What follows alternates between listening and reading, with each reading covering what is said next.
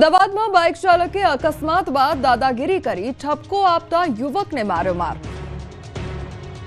અમદાવાદના સિંધુભવન રોડ પર ચોંકાવનારી ઘટના બની છે. અહીં બજરંગ સુપર માર્કેટની બહાર બાઇક ચાલકની સામાન્ય ટક્કર બાદ શરૂ થયેલા ઝઘડાએ જીવલેણ સ્વરૂપ ધારણ કર્યું. સીસીટીવીમાં જોઈ શકાય છે કે બે શખ્સો બાઇક પર જઈ રહ્યા છે, જે રસ્તા પર ઉભેલા રાહદારીના કારણે નીચે પટકાયા. ત્યારબાદ બાઇક ચાલક અને બાઇક પાછળ બેસેલ શખ્સે રાહદારીને માર મારવાનું શરૂ કર્યું. બાદમાં બાઇક ચાલકે તેના સાગરીતોને બોલાવ્યા હતા અને તલવારથી હુમલો પણ કર્યો, જેના કારણે યુવકને માથાના ભાગે ગંભીર ઈજા પહોંચી. બાઇકની ટક્કરની અદાવતમાં અમદાવાદના પોશ વિસ્તારમાં ખૂની ખેલ ખેલાયો. બોડકદેવ પોલીસે આ મામલે ગુનો નોંધી તપાસ હાથ ધરી છે.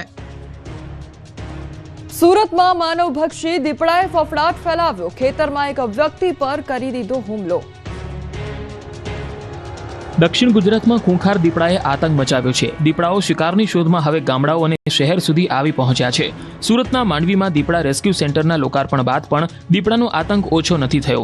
માંડવીના જરપણ ગામની સીમમાં દીપડાએ ખેતમજૂર પર હુમલો કરતા હાહાકાર મચી ગયો. દીપડાએ શ્રમજીવી પર હુમલો કરતા તેઓના માથા અને હાથના ભાગે ઈજા પહોંચી હતી. ઈજાગ્રસ્ત વિશાલ બાગુલ ડાંગ જિલ્લાના સુબીર તાલુકાના પાંડોરમાળ ગામના રહેવાસી છે.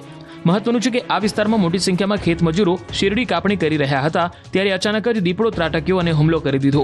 એકાએક દીપડાએ હુમલો કરી દેતા લોકોએ બૂમાબૂમ કરી હતી.